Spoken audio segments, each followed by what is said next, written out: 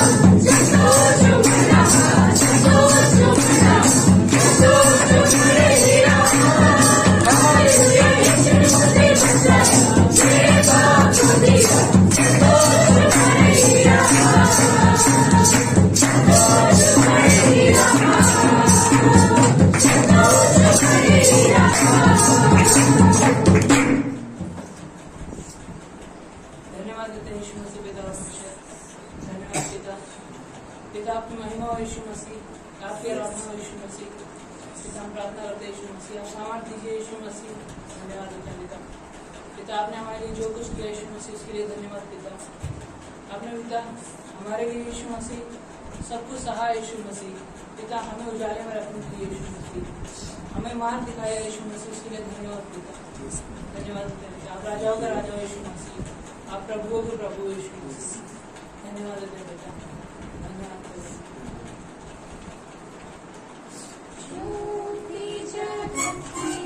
अंधकार में है चमकी, आँखों को खोल के देखो,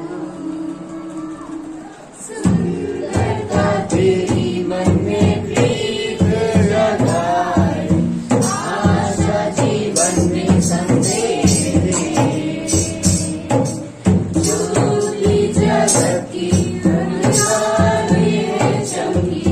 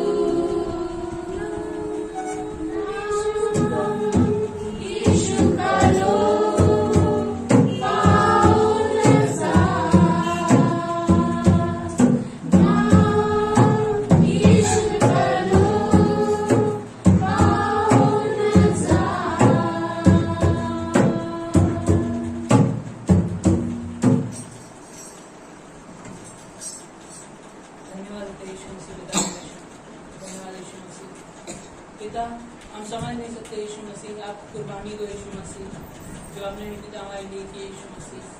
पिता पर धन्यवाद यीशु मसीह जो आपने लहू बहाया यीशु मसीह इसके लिए पिता। पिता हमारे बारे में सोचने के लिए यीशु मसीह ताकि हम पाप से आजाद हो सके यीशु मसीह इसके लिए धन्यवाद पिता। पिता आपने हमें पिता उस योग्य बनाया यीशु मसीह जिस योग्य हम थे भी नहीं यीशु मसीह। आपने अनुग्रह दिया यीशु मसीह, आपने पिता सामर्थ्य दिया यीशु मसीह इसके लिए धन्यवाद पिता। धन्यवाद देते पिता। पिता अच्छी सभा को यीशु मसीह आप अभिषेक करना पिता, आपकी इच्छा अनुसार हो सके यीशु मसीह, आपको महिमा मिले पिता। प्रत्येक लोगों को यीशु मसीह, प्रत्येक लोगों से बातें करिए यीशु मसीह जो भी यहाँ आए हैं यीशु मसीह, उनके हृदय से वचनों को छुइए यीशु मसीह। धन्यवाद देते पिता, पवित्र आत्मा के द्वारा अगुवाई करने हमारे सब धन्यवाद देते पिता। यीशु मसीह के नाम से मांगते हैं, आमीन। स्वागत है। ये परमेश्वर की अनुग्रह है कि आप सब यहाँ उपस्थित हैं और आनंदित हैं उनके वचन को सुनने के लिए। हमारे जो साप्ताहिक कार्यक्रम है जो है बुधवार प्रार्थना सभा चल रही है, रविवार जो है रविवार की सभा, बाकी बाइबल क्लास इस समय बंद है और पास्टर जी आ जाएंगे। इसके बाद फिर समय के अनुसार पहले जैसे बाइबल क्लास और जो भी चलते थे वो चलते रहेंगे। आइए हम सब प्रिंस के द्वारा भेंट को सुनते हैं। 12 अध्याय और 41 से 44 वचन।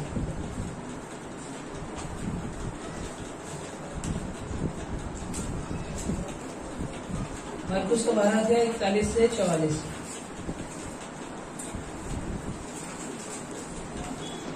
वह मंदिर में भंडार के सामने बैठकर देख रहा था कि लोग मंदिर के भंडार में किस प्रकार पैसे डालते हैं, और बहुत से धर्मालों ने बहुत कुछ डाला। इतने में एक कंगाल विधवा ने आकर 2 दामड़ियां जो एक अधेले के बराबर होती हैं डाली।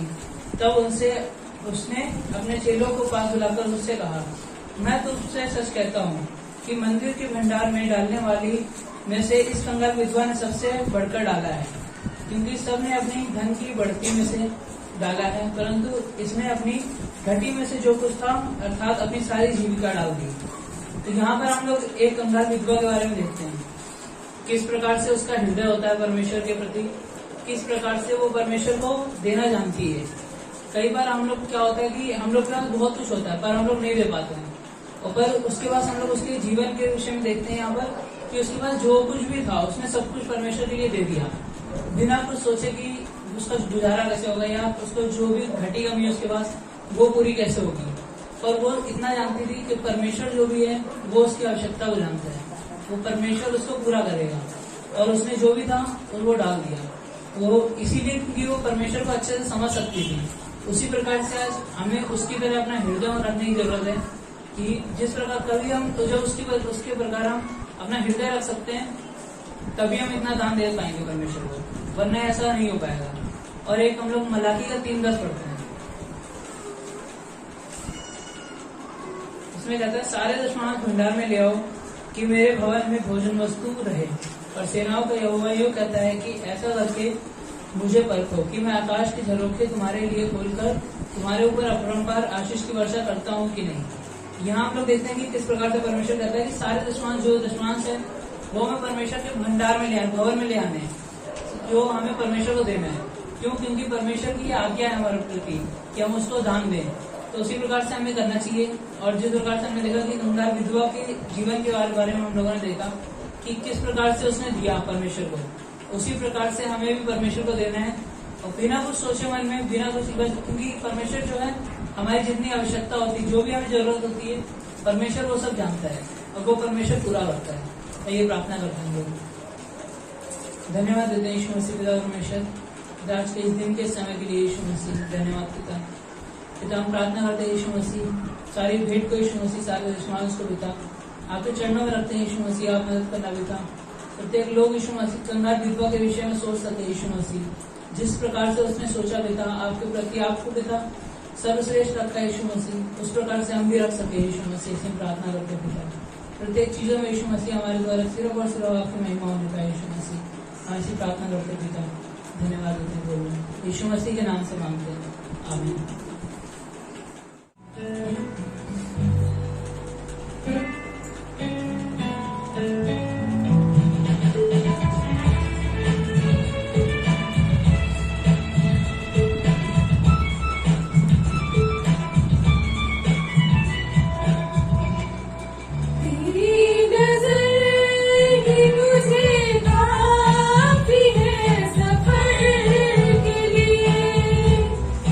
तेरी नजर ही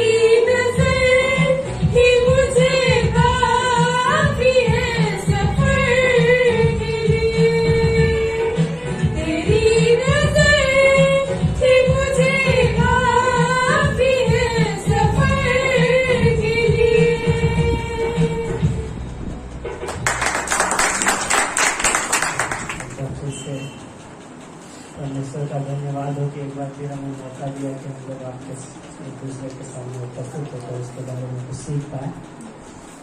आज हम लोग देखेंगे कि किस तरह से मनुष्य की प्रकृति होती है कि वो अपने लिए किस तरह से हम बाहर से कुछ और अंदर से कुछ और, इस तरह से हम अपनी बुद्धि के अनुसार चलते हैं।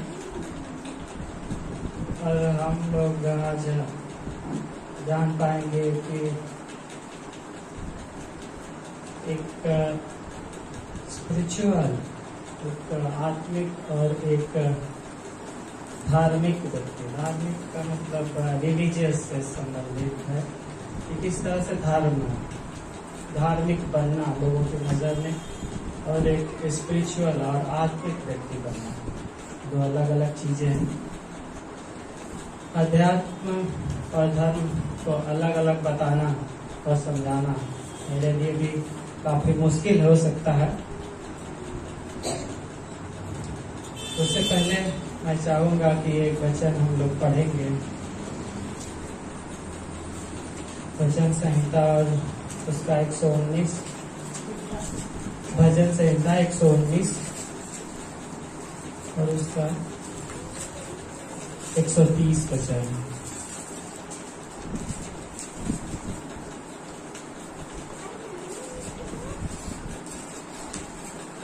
यहाँ पर 130 में लिखा है, तेरी बातों के खुलने से प्रकाश होता है, उससे भोले लोग समझ प्राप्त करते हैं।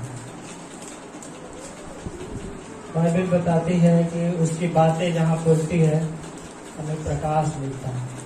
हम यहाँ पर भी उसकी बातें से सीखने के लिए, उसकी बातों को खोलने के लिए यहाँ पर उपस्थित है, और परमेश्वर अनुग्रह करे तो उसकी आत्मा के द्वारा स्वामी हम लोग कुछ सीखे पाए। आइए उसके लिए हम थोड़ा प्रार्थना करते हैं। धन्यवाद स्वामी परमेश्वर, राजाओं के राजा प्रभु यीशु, तेरी बातों के खोलने के द्वारा स्वामी परमेश्वर प्रकाश मिलता है। राजाओं के राजा प्रभु यीशु, हम जानते हैं कि प्रभु यीशु जो कुछ बंद है या किसी भी तरह से उसके अंदर क्या है हमें नहीं पता। हे राजाओं के राजा प्रभु यीशु, यदि उसी प्रकार यदि बाइबल को आप बंद रखते हैं तो आप यह नहीं जान पाएंगे कि इसके अंदर क्या है, इससे क्या हो सकता है, इसके अंदर क्या लिखी है। लेकिन जब आप उसको खोलते हैं तो आपको प्रकाश मिलता है। हे राजाओं के राजा प्रभु यीशु, हम चाहते हैं कि वो प्रकाश हर एक के हृदय में जाए और हर एक का अंधकारपूर्ण जीवन स्वामी परमेश्वर प्रकाश में आए, और उनके चाल चलन स्वामी परमेश्वर अंधकार के कामों के अनुसार नहीं परंतु ज्योति और उसके संतान है होने के नाते हमारा स्वभाव और चाल चलन एक ज्योति के समान होगा प्रभु यीशु, ताकि हम अंधकार में नहीं चले, इससे ठोकर लगती है परंतु प्रकाश में चल लेता है। हे राजाओं के राजा प्रभु यीशु, हम विश्वास करते हैं कि तू प्रार्थनाओं को सुनता है और ग्रहण करता है। इसके लिए हम आपका धन्यवाद देते हैं, मानते हैं अनुग्रह प्रभु यीशु मसीह के नाम में।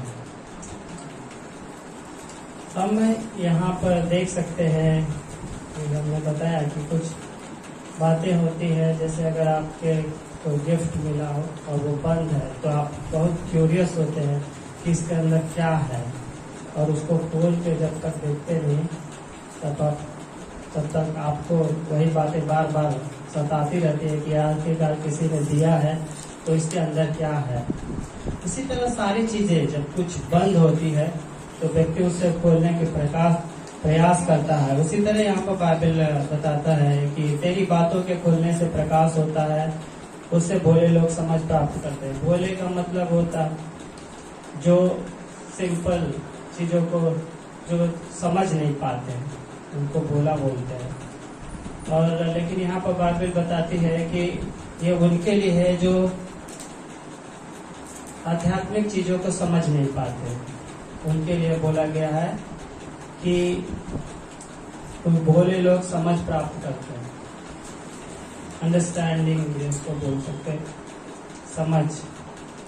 हम लोग बचपन में क्या सारे लोगों को भी कॉमन सेंस लगाना चाहिए, कॉमन सेंस, लेकिन जितना कॉमन नहीं होता। हम लोग चिढ़ाते थे कि अगर कॉमन सेंस ऐसे हाथ रखो अब हटा लेते थे, मारो बच्चों से और हटा लेते थे और वो मारने की कोशिश करते थे, लेकिन हम चूंकि लोग बड़े हैं तो बचा लेते थे। लेकिन आप यही कॉमन सेंस अप्लाई नहीं कर सकते अपने चेहरे पे। अगर मैं ऐसे करूं और आप मारते हैं तो कॉमन सेंस यही कहता है कि हम अपना हाथ हटा लें, लेकिन अगर यही कॉमन सेंस हम यहाँ पर अप्लाई करते हैं तो हो सकता है हमारा नाक और दांत टूट जाए। तो इस तरह का हमारी समझ है, जिसको बोलते हैं अंडरस्टैंडिंग, ये यहाँ पर हमारी समझ काम करती है। क्या अगर हमारी समझ है कि नहीं, मुझे यहाँ पर भले हाथ पे चोट लग जाए लेकिन नहीं हटाना चाहिए, यही है जो प्रभु हमें देता है समझ। तो हमने यहाँ पर रिलीजियन, धर्म क्या है, कुछ विश्वासों का संग्रह होता है, विश्वासों और प्रथाओं का संग्रह, जिससे एक ग्रुप के लोग परफॉर्म करते हैं। जैसे हम लोग चर्च आते हैं और सारे लोग लगभग यही करते हैं, और जो लोग मंदिर जाते हैं वो लोग भी वही करते हैं। तो एक प्रकार का एक समूह का कुछ कार्य होते हैं जो व्यक्ति उसे करता रहता है, लेकिन स्पिरिचुअलिटी का ही उससे अधिक है, और यह एक व्यक्तिगत अभ्यास से बढ़कर है। अभ्यास का मतलब कुछ चीजें कहा गया, आप उसको बार बार प्रैक्टिस कर रहे हैं। जैसे हमें कहा जाता है, या आपको बार बार कहा जाता है कि प्रार्थना करिए, प्रार्थना करिए, तो क्या यही है आध्यात्मिकता? लेकिन नहीं, इससे बढ़कर है, और इसका संबंध है शांति और एक उद्देश्यपूर्ण जीवन से होता है। बहुत सारी चीजों पर हम योग के द्वारा भी कंट्रोल कर सकते हैं, जैसे कि गुस्सा करना। किसी ने हमें मना कर दिया है, चाहे अंदर से तुम कितने गुस्से हो, लेकिन बाहर नहीं आने देना है। एक तरह से हमारा योग ये सिखाया जाता है। भले अंदर चल रहा है गुस्सा, लेकिन परमेश्वर यह सिखाता है कि आपको अपने हृदय को बदलना है, ताकि गुस्सा आए ही, बाहर दिख नहीं रहा। उसी तरह एक होता है, अगर गंदे पानी टंकी में से आ रहा है, आप नल की टोटी को बंद कर दे तो पानी नहीं बदल जाएगा। तो कभी कभार हम भी यही कोशिश करते हैं कि उस टोटी को ही तोड़ देते हैं या उस टोटी को बंद कर देते हैं, लेकिन उससे हमारा जीवन बदलता नहीं। जब भी वो खुलेगा वो गंदा पानी ही आएगा। तो हमें अंदर से साफ करना है अपने आप को, कि हमारा पानी जो है, परमेश्वर बोलता है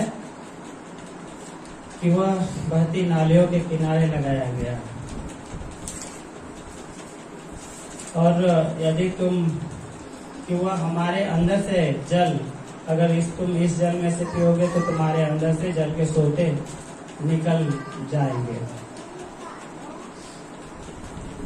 तो यहाँ पर हम लोग स्पिरिचुअलिटी के बारे में देखते हैं कि ज्यादातर लोग यही मानना है कि, या यही करते हैं, अगर हम लोग अपने की बात करें, क्योंकि हमें अपने बारे में, अपने में सुधार करना सबसे ज्यादा जरूरी है।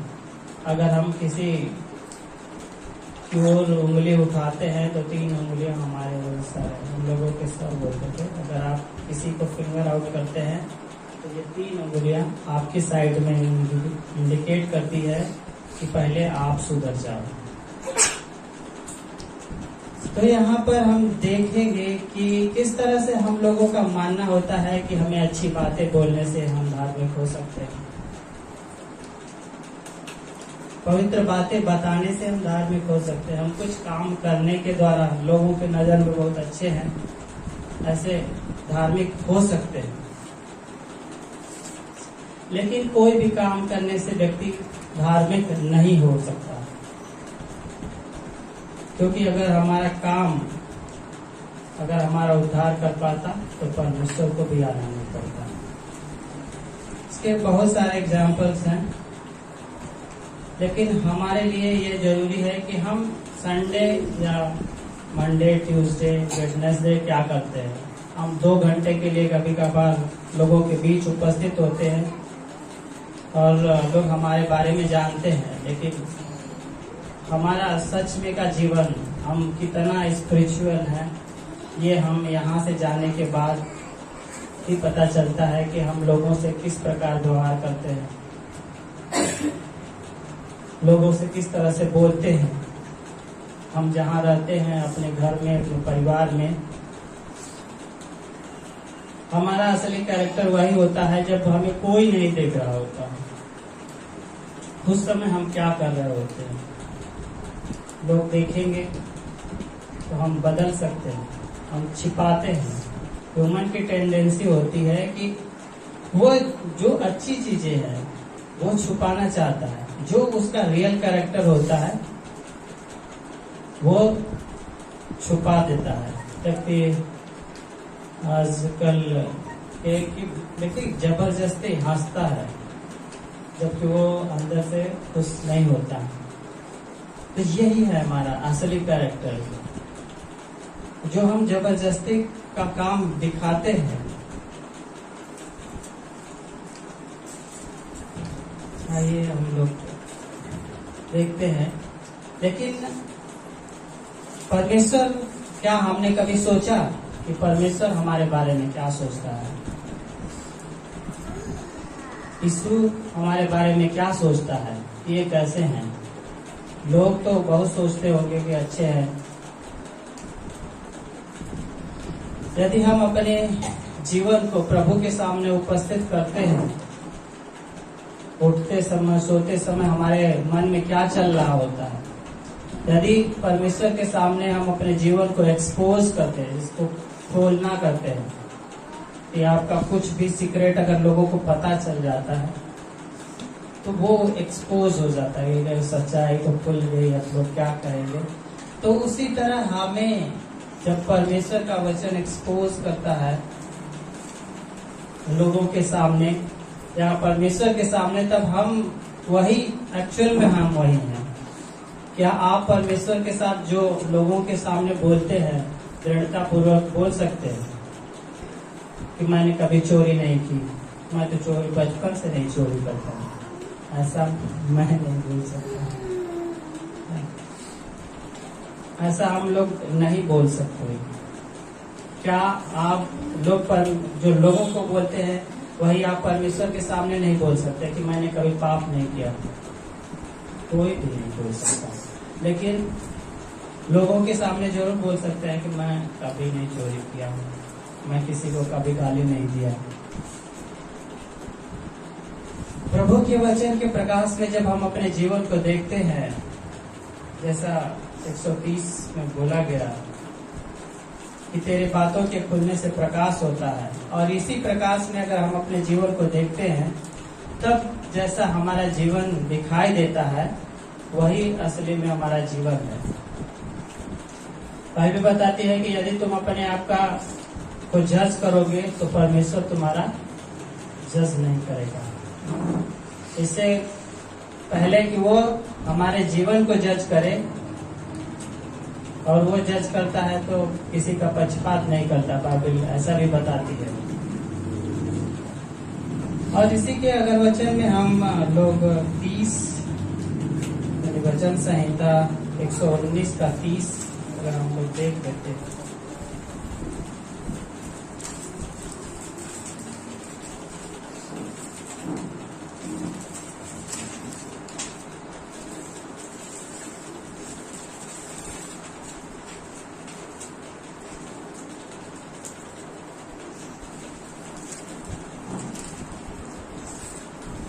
मैंने सच्चाई का मार्ग चुन लिया है, तेरे नियमों की ओर मैं चित्त लगाए रहता हूँ।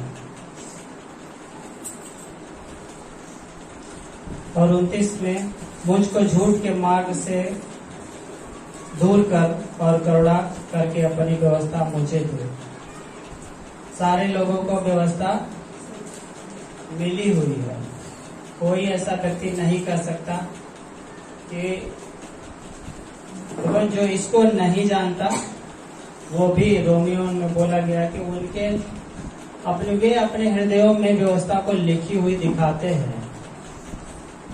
जो कोई भी हो जो बाइबल नहीं पढ़ता या नहीं कभी पढ़ा भी नहीं है, वो भी रोमियंस के अनुसार बोला गया कि वे अपनी व्यवस्था को अपने हृदय में दिखाते हैं, क्योंकि उनका अंतःकरण ऐसा बोलता है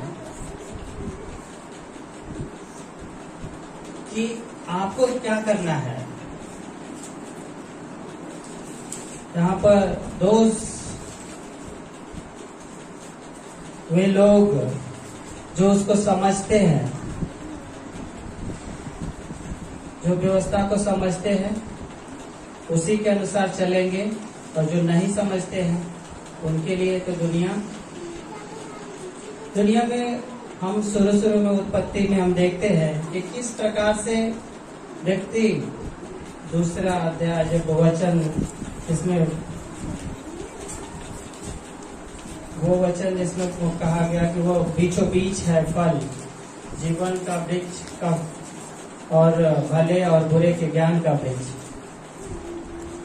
वाटिका के बीच में लगाया गया, और उसी के अगल बगल भले और बुरे के ज्ञान का वृक्ष भी लगाया गया। तो हम में से जो आत्मिक है और जो भले बुरे के आधार पर चलते हैं, दोनों सेम दिखाई देंगे। हम भी हो सकते, आप भी हो सकते, जो क्या अच्छा है उसके अनुसार, क्योंकि हम लोग आदम ने खाया फल और तब से हम लोग अच्छे बुरे के अनुसार जीवन यापन करते हैं। बाइबल में ऐसा बोला गया कि एक व्यक्ति को आप बाहर से नहीं देख पाएंगे कि ये कैसा व्यक्ति है, क्या यह आत्मिक है, क्या आत्मिक नहीं है। लेकिन जब वो बोलता है तब आप उसको कुछ हद तक समझ पाएंगे, लेकिन अगर आप उसे बहुत ज्यादा दिनों तक लगातार संगति में रहते हैं, जानते हैं, तब आप उसको और गहराई से जान पाएंगे। लेकिन आप उसको सामान्य तौर पर यह पहचान नहीं पाएंगे कि इसके अंदर क्या चल रहा है, लेकिन परमेश्वर जानता है कि उसके अंदर क्या चल रहे होते हैं। जैसे एक अगर मैं एग्जांपल दूं, जैसे कि एक ओरिजिनल डायमंड्स और एक फेक डायमंड। यदि आप खरीदने जाते हैं, सोने और चांदी लोग भी खरीदने जाते हैं, हम लोग तो पाते थे तो ले आते थे घर, उठा के भी कहेंगे सोना तो मेरी घर में। लेकिन जब लोग जो जानकार है उसके, वो क्या कहते हैं, ये नहीं है। क्यों? क्योंकि वो उसकी क्वालिटी को देखते हैं, और हम लोग उसके बाहरी रंग को देख के जज कर पाएंगे। जो नहीं जानते, जिनके अंदर अंडरस्टैंडिंग नहीं है वचन की, वो लोगों के बीच में धोखा खा जाएंगे। ये भी सही है, वो भी सही है। लेकिन आत्मिक बाइबल बताती है यदि हमारी समझ, वचन की समझ है, तो हम खुद को जान पाएंगे और दूसरों को भी जान पाएंगे। जिस तरह से एक अच्छा जो परख सकता है एक ओरिजिनल डायमंड्स और एक फेक डायमंड को, एक ओरिजिनल गोल्ड और एक डुप्लीकेट गोल्ड। उसी तरह अगर हमारा जीवन अगर अच्छा नहीं रहा, तो हम अपनी सारी पूंजी, जिसको बोलते हैं, अगर खरीदने में हम डायमंड खरीदे तो काफी रुपए लगते हैं, अगर गलत निकल गया तो हमारे लिए कितने दुख की बात है। उसी तरह अगर परमेश्वर में भी हमारा परिवर्तन अंदर से नहीं हुआ, अगर हम अच्छे क्वालिटी के नहीं हैं, दिखावे के लिए शास्त्री और फरीसी से ज्यादा जानकार कोई नहीं था। इवन यीशु से पहले पतरस और यूहन्ना से कोई पूछता, बताइए स्वर्ग में कौन जाएगा, तो वो हो सकता है वही शास्त्री और फरीसी का नाम लेते हैं। लेकिन जब यीशु आता है, जब उनको बोलता है और उनको डांटता है, तो उनको पता चला होगा कि यह लोगों से तो भी जब इनका कुछ नहीं होगा। हम लोग तो समझते थे कि यही सारे लोग हैं, लेकिन यीशु आते हैं, उनको भी डांटते हैं। उनको सारी जानकारी है, क्या किसको कहाँ, किसको किस तरह का दंड देना है, दसवांश देना है कि नहीं, बेविचारी को किस तरह से दंड देना है। सारे रूल्स और रेगुलेशंस पता है। लेकिन परमेश्वर बोलता है कि जो मुझे हे प्रभु कहते हैं, वो स्वर्ग के राज्य में नहीं पहुंच पाएंगे। अनंत जीवन में प्रवेश करना हमारे लिए मुश्किल हो सकता है यदि हम केवल फेक की तरह जीवन जी रहे हैं, लोगों को दिखाने के लिए। चमकेंगे हीरे के समान, लेकिन रहेगा वो कीमती नहीं। एक ग्लास है जिसको पॉलिश कर दिया गया है। उसी तरह अगर हमारा जीवन अगर नहीं सुधरा तो लोगों के नजर में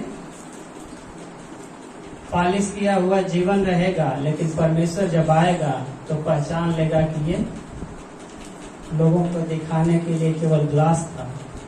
लेकिन हीरा, जैसे लोग समझ रहे थे हीरा, परमेश्वर कहता है कि बाइबल बताती है कि अगर आपके काम आग में परखे गए, अगर उससे निकल पाए, अच्छे से बच पाया, तभी आपका काम माना जाएगा। वरना अगर खत्म हो गया तो आपने जीवन के द्वारा क्या प्राप्त किया है कोई नहीं बता सकता।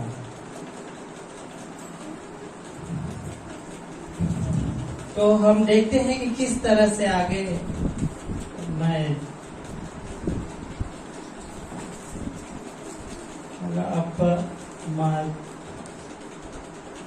आप मरकुस 6 और 7 वचन देख सकते हैं, जहाँ पर किस तरह से दिखाया जाता है। मरकुस 6 और 7।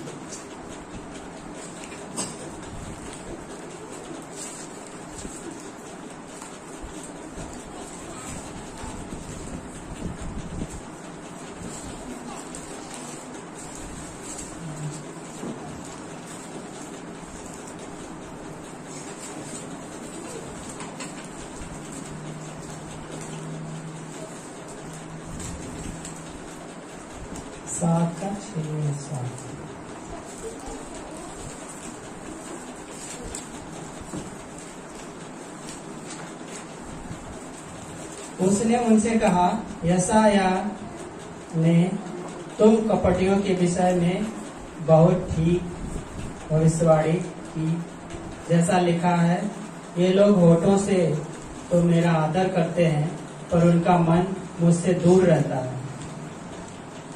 यहाँ पर हम जैसे लोगों के लिए ही बोला गया है कि हम लोग कभी कभार होठों से केवल प्रभु प्रभु बहुत करते हैं, लेकिन अगर हमारा ओरिजिनल जो जीवन है उसको देखा जाए तो हमारे आंखों से आंसू निकलने लगेंगे। अगर परमेश्वर से अगर शांति में आप जाके रात में कि जिस तरह से हम लोगों को दिखाते हैं, क्या उस तरह से हमारा जीवन है, तो मैं दावे के साथ कर सकता हूँ कि आपकी आंखों में आंसू जरूर होंगे। जिस तरह से लोग हमें देखते हैं, क्या मैं उस तरह से आपके सामने भी हूँ?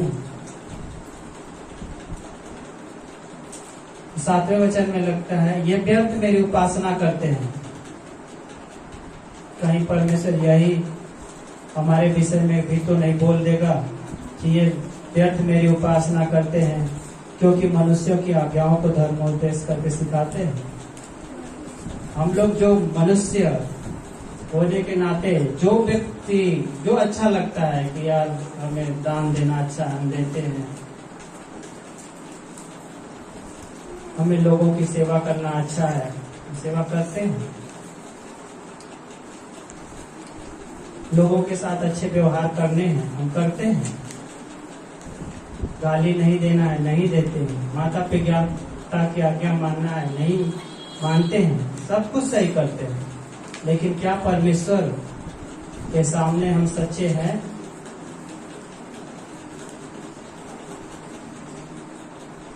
इसी तरह हम अपना जीवन खो सकते हैं जब प्रभु के अंत के समय में जब आएगा, तो दूसरों के दिखाने वाला जीवन उसके सामने हम न्याय के सिंहासन के सामने टिकना हमारे लिए मुश्किल होगा। इसीलिए हमें परमेश्वर के साथ अच्छे रिलेशंस बनाने हैं, हमें लोगों के साथ अच्छे रहना है, लेकिन परमेश्वर के साथ भी अच्छे रहना है। और हमें उस अंतिम दिनों में के लिए तैयार रहना है कि जब वो आएगा तो क्या हमें जैसा वो बोला है वैसा हमें कर पाएगा, या हम अपने विश्वास से पीछे हट जाएंगे। हम कोई भी हो, चाहे वो कितने दिनों से हो, चाहे 5 सालों से, चाहे 6 सालों से, चाहे 7 सालों से, 8 सालों से, परमेश्वर आप कितने लंबे दिनों से हैं, लंबे टाइम से हैं, ये नहीं समझता, क्योंकि परमेश्वर सबको बराबर देना जानता है। जब तो मजदूरों की कहानी में हमने देखा कि किस तरह से जो 10 मिनट पहले या 1 घंटे पहले आता है उसको भी बराबर देता है। तो कोई भी ये मन में यह ना सोचे कि मैं पहले आया हूँ, मुझे बहुत ज्यादा मिलेगा, मैं कोई लेट आया, अभी कोई आज ही आया है, इसको कम मिलना चाहिए। परमेश्वर है जिसको क्या देना जानता है, जिसको जो देगा और उसके काम के अनुसार उसको क्या पसंद है, अगर आप करते हैं तो आपको प्रतिफल मिलेगा, वरना आप मुश्किल में उस समय तक पढ़ सकते हैं। आप इसी के बारे में आप पढ़ सकते हैं मत्ती और उसका 7 और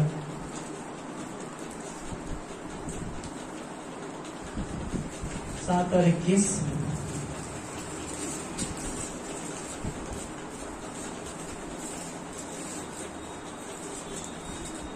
प्रत्येक जो मुझसे हे प्रभु कहता है स्वर्ग के राज्य में प्रवेश न करेगा, परंतु जो मेरे स्वर्गीय पिता की इच्छा पर चलता है वही प्रवेश करेगा। यहाँ पर साफ साफ बातें लिखी गई है कि जो हे प्रभु, चाहे आप कितना भी वर्शिप कर लें, कितना भी गाना गा लें, हम हो चाहे आप हो, चाहे मैं कितना ही अच्छी बातें लोगों को सिखा डालूं, मेरा भी दशा वही होगा। परंतु वही जो मेरे पिता स्वर्गीय पिता की इच्छा पर चलता है, स्वर्गीय पिता की इच्छा पर कौन चलता है, वो क्या चाहता है। हम ये नहीं सोचते हमारा मन कैसा कर रहा, आज ऐसा करने का मन कर रहा, हम ऐसे ही करते हैं। हमारा दिल ये कर रहा है, परमेश्वर क्या का मन क्या है आप जानते नहीं, फिर भी आप किए जा रहे हैं अपने मनमानी।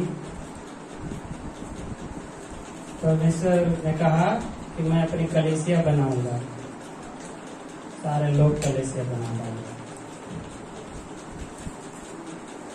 अगर किसी को अगर मुझे कहे कि यीशु आगे कि मुझे ये खाना पसंद है, मैं खाना चाहता हूँ, लोग तमाम प्रकार के पकवान ला के रख देंगे, कम से कम पूछे तो कि क्या खाना है आपको। इसी तरह मरियम और मार्ता वाले कहानी, जब उनके घर पे पहुंचते हैं, एक बहन खूब खाना बनाने में, सेवा सत्कार करने में व्यस्त है, और दूसरे वाली बहन को भी बोलते कि प्रभु देख नहीं रहा है कि ये आई तो बैठी है तेरे पास, भेज दे कि हाथ काम में आके हाथ बताए। परमेश्वर वहाँ पर कहता है तू बहुत बातों का चिंता करती है मरियम के लिए, लेकिन जो भाग इसने पा लिया है वो उत्तम भाग इसने पाया है। तो कभी कभार हम संसारिकता में इतने व्यस्त हो जाते हैं, हमें लगता है कि हम प्रभु की सेवा ही कर रहे हैं, उसी के लिए तो खाना बना रहे हैं, उसी के लोगों को तो खिला रहे हैं, क्या दिक्कत है। कैन और हाबिल वाले मैं आऊंगा जेनेसिस उसके बारे में कि हम बहुत बार सोच सकते हैं कि हम सारे प्रभु के लोगों के लिए ही कर रहे हैं क्या, लेकिन आप प्रभु के लोगों के लिए कर रहे हैं। दुनिया भी यही करती है, भूखों को भोजन खिलाना, प्यासों को पानी पिलाना, जरूरतमंदों को राशन देना, सब काम करते हैं। लेकिन क्या वो परमेश्वर के नजदीक है? क्या वो यीशु के सामने खड़े हो पाएंगे? जितना लोग वो दान करते हैं हम कभी जिंदगी में नहीं दान कर पाएंगे। अरबों खरबों उन लोगों का पूरे हिस्सा 50% से ज्यादा उन लोगों का दान कर देते हैं, लेकिन फिर भी वो परमेश्वर से प्रेम नहीं करते, उसकी इच्छा नहीं करते। क्या वो पहुंच पाएंगे?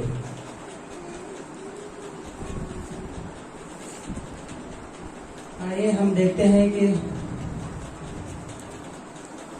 मैं इसको ऊपर कर लूं। हम देखते हैं पुराने नियम में 2 प्रकार के वृक्षों के बारे में जिक्र किया गया है। उत्पत्ति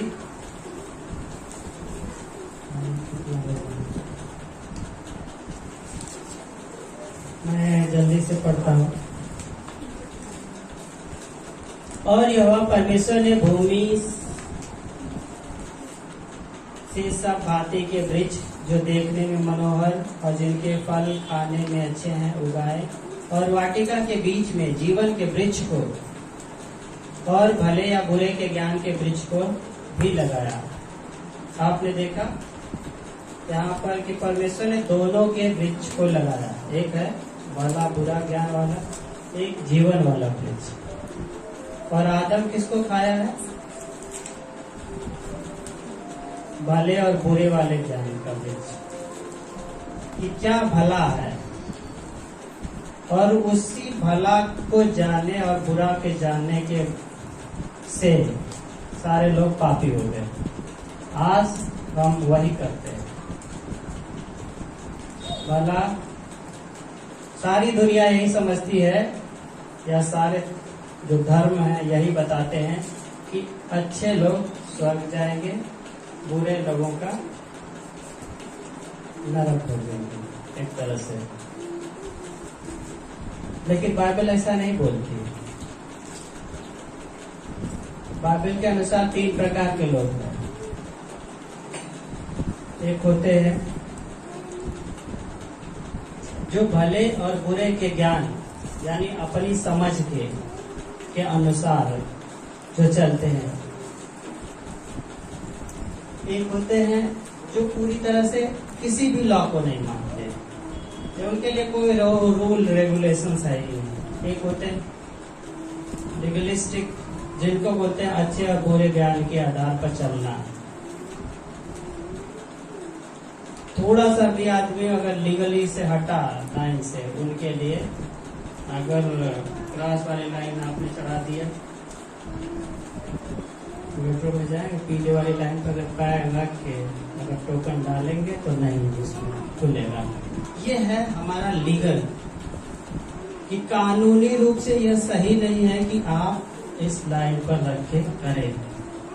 यह है अच्छा, पर कोई रूल फॉलो नहीं करना। वो किसी भी प्रकार के नियम को पालन नहीं करते। परमेश्वर का नियम हो चाहे आदमी का नियम हो, कहेंगे यहाँ स्मोकिंग नहीं करना है, वहीं पर करेंगे कि देखते हैं कौन बोलता है। हफ्ते करते हैं, आएगा नॉर्मल तो बोलेगा ही नहीं सही, ये उनसे ज्यादा मजबूती के है। हम यहाँ पर देखते हैं कि उसके बीच में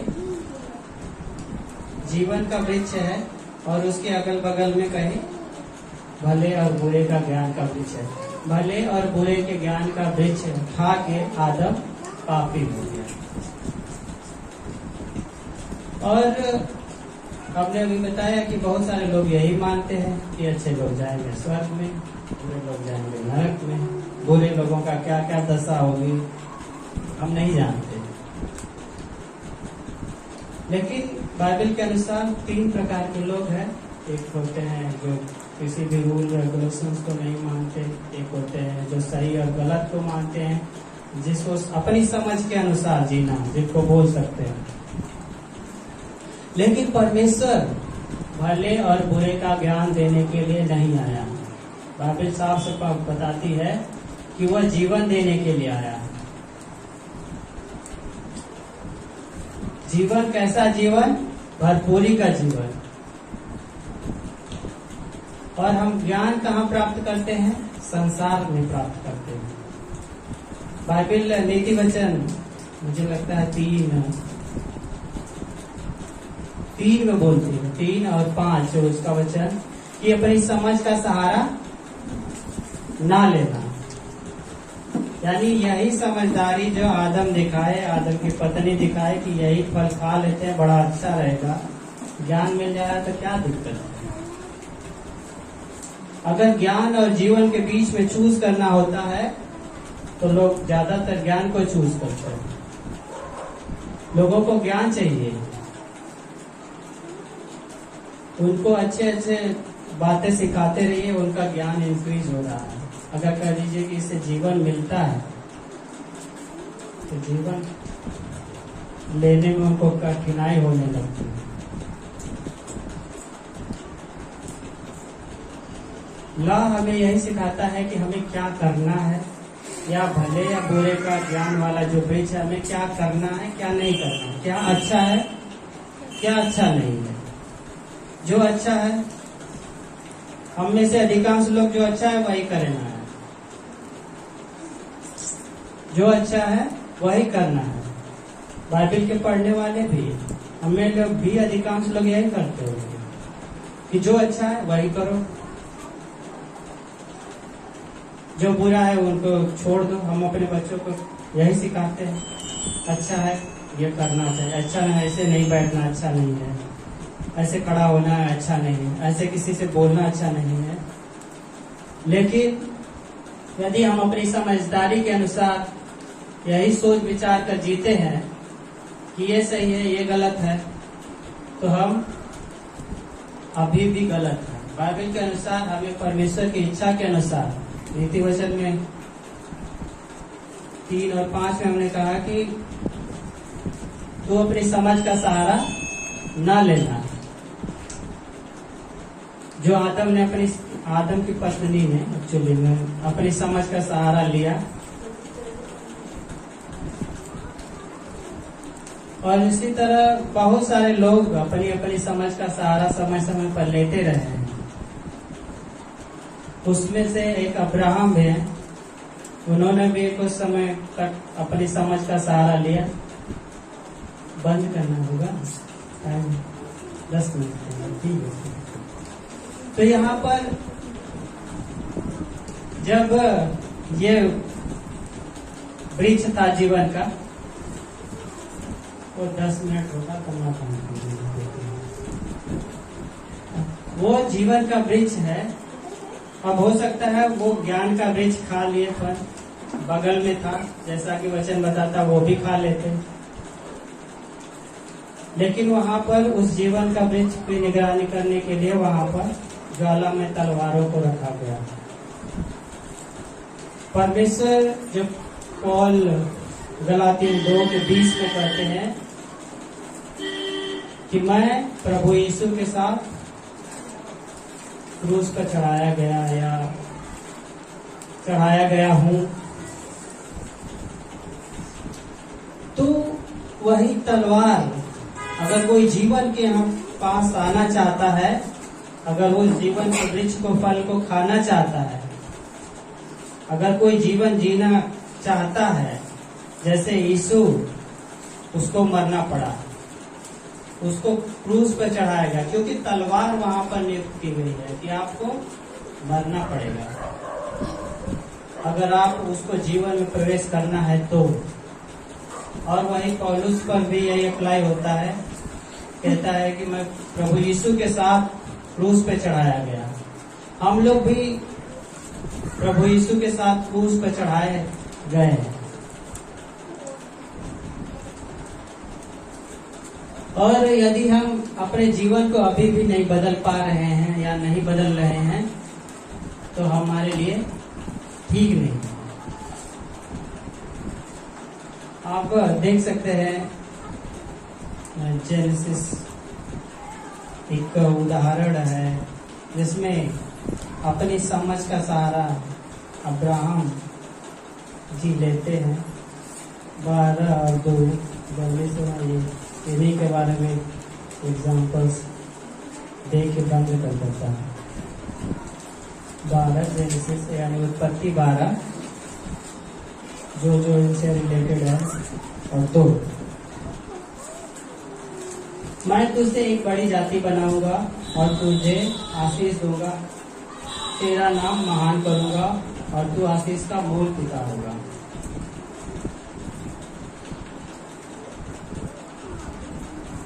यहाँ पर और इसका 16 इसी का यानी उत्पत्ति का 16 और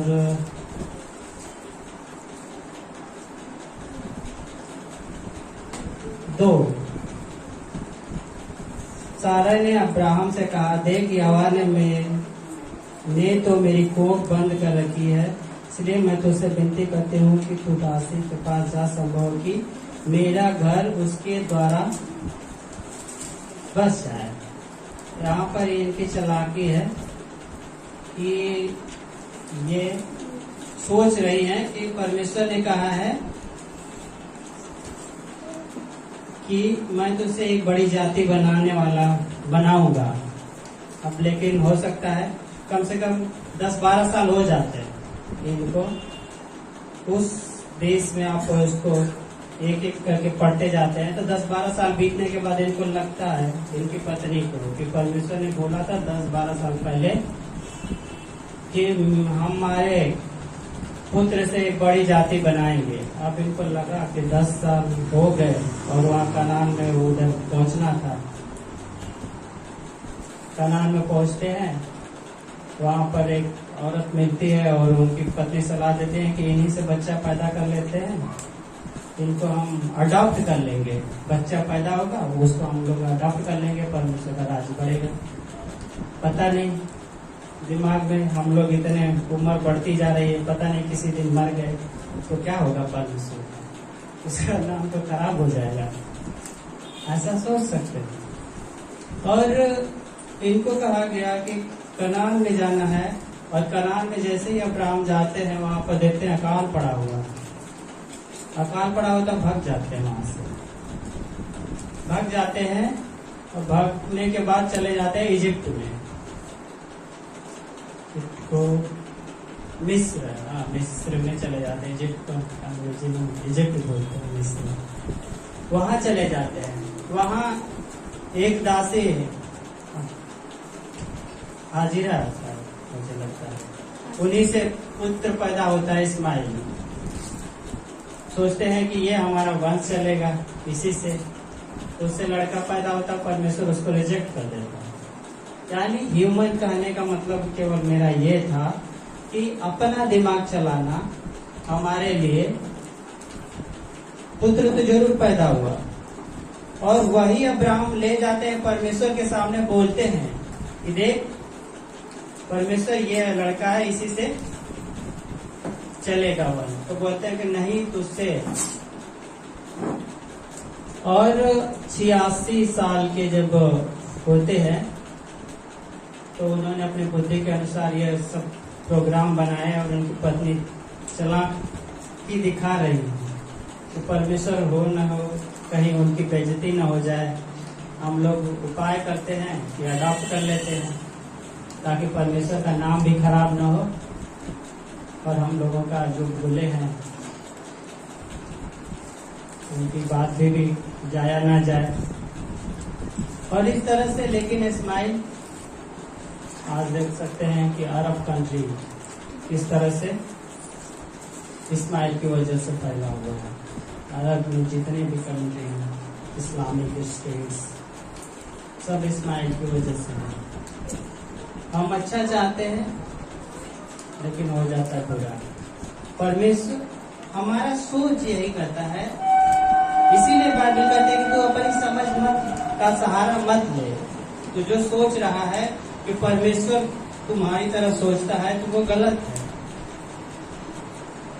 हम सोचते हैं कि अच्छा है, खा के फल अच्छा बुरा वाला डिसाइड करके कि हम पहुंचेंगे, लेकिन परमेश्वर वो नहीं देखता। परमेश्वर देखता है कि क्या आप उसकी बातों पर चल पा रहे हैं कि नहीं। आप उसकी हेल्प मत करिए। परमेश्वर को आपके पैसे की जरूरत नहीं है।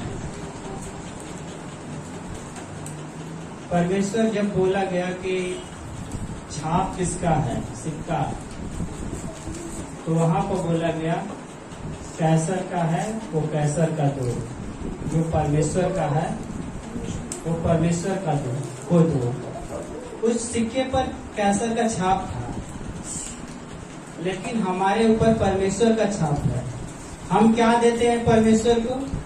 अपनी संपत्ति, अपना टाइम, अपने पैसे, अपने रिसोर्सेस, अपने सारे चीज दे डालते हैं, लेकिन जिस पर उसका छाप है उसी को नहीं देते। हम सारी चीजें दे देंगे। परमेश्वर वहां पर बोलता है कि जो कैसर का छाप था कैसर को दे दो, जिस पर परमेश्वर का छाप है उसको परमेश्वर को दो। लेकिन हम उसको समय, पैसा, सब कुछ देते हैं, सब कुछ करते हैं, लेकिन खुद को उसके अनुसार परमेश्वर जो कुछ ले ले, लेकिन देखो हम भी रहना चाहते हैं।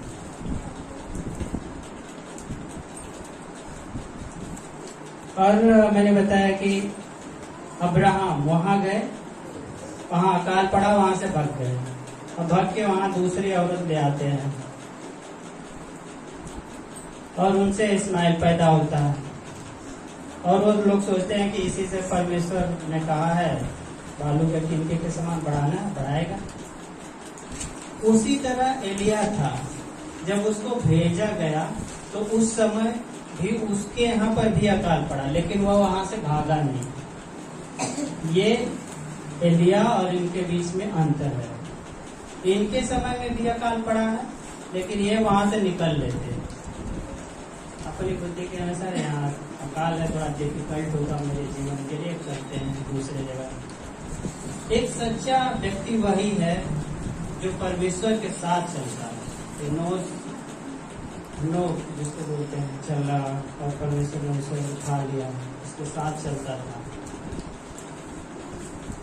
ऐसा नहीं है कि अगर हम गलती करते हैं तो परमेश्वर यूज नहीं करता।